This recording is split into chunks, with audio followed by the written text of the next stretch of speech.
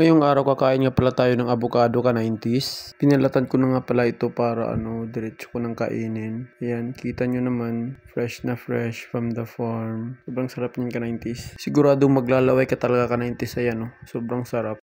At dali-dali ko na nga itong titikman ka-90s. Ayan sarap na sarap. So yan nga pala yung agahan ko niyan. Di pa ako nakapag-agahan.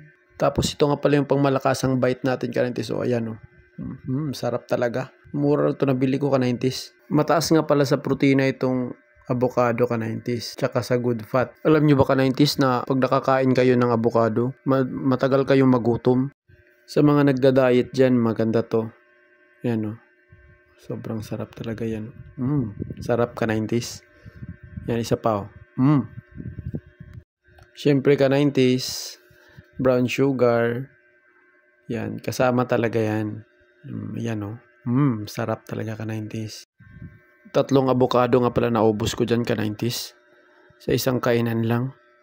Yan, paborito ko kasi talaga ang avocado ka-90s. Lalo na pag may kasamang brown sugar. Ayan Thank you.